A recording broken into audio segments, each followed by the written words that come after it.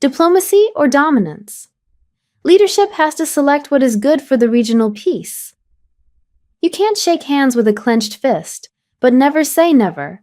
Let's hope these hands will shake and give the whole world peace and prosperity. Hello everyone and welcome back to our YouTube channel Mazzreporter. Right now, tensions in the Middle East are once again rising. On one side, there is a push for peace and dialogue.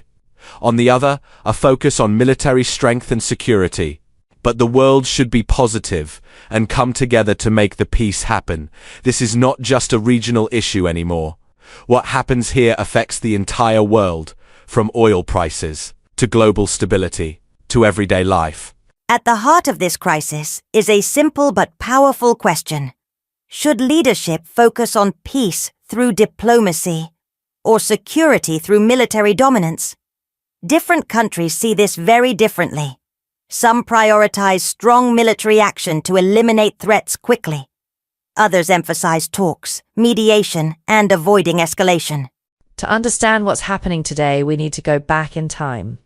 Since 1948, when Israel was created, the United States has been one of its strongest allies. Over the years, this relationship has grown into military cooperation, intelligence sharing, economic and technological partnerships. Today, Israel is considered one of America's closest allies. But why doesn't the United States openly challenge Israel more often, knowing the fact that Israel has opened a war front with almost all of its neighbors?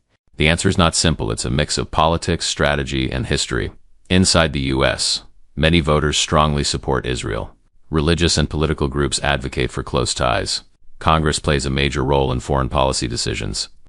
The U.S. also provides around $3.8 billion in military aid to Israel every year. This shows how deep and structured the relationship really is. At the same time, American leaders have to think about the entire region. The Middle East is extremely complex. Multiple conflicts, different alliances, long-standing tensions. A strong public move against an ally could destabilize relationships, affect security cooperation, even impact global markets. So instead, the U.S. often chooses quiet diplomacy behind closed doors. International law and global concerns. Recent conflicts in Gaza and Lebanon have raised serious global concerns against Israel.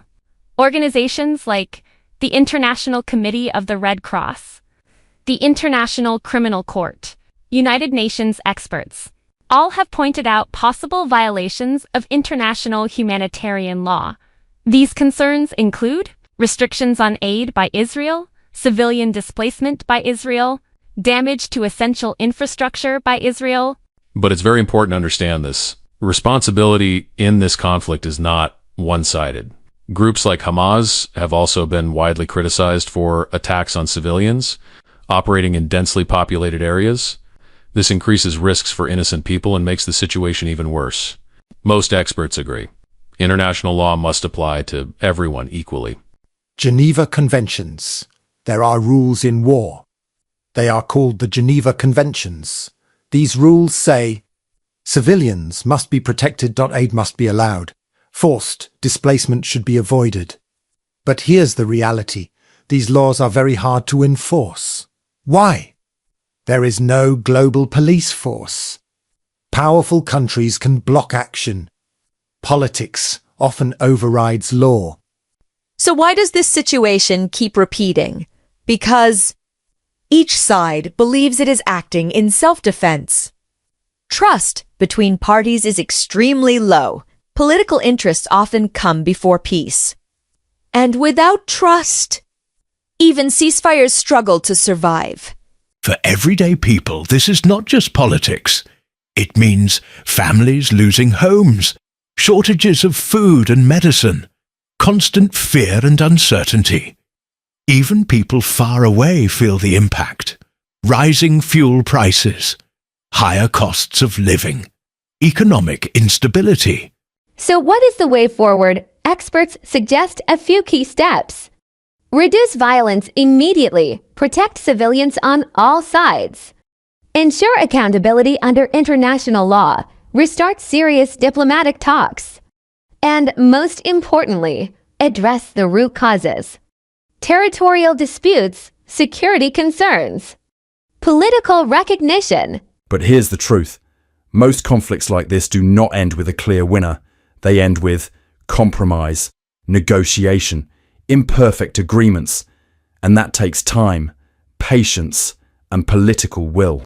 So let's get back to the core question. Which path will the leaders choose?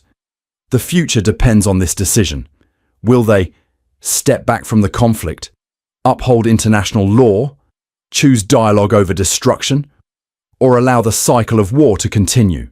The real question is not just who is right or wrong. It's whether the world is ready to choose peace over power. Because in the end, everyone pays the price of war. And at this moment of time, the world can't afford a war. Drop your thoughts below. Stay informed, stay safe. I'll see you in the next one. Subscribe to our channel, Mazzreporter. Thanks for watching. Peace.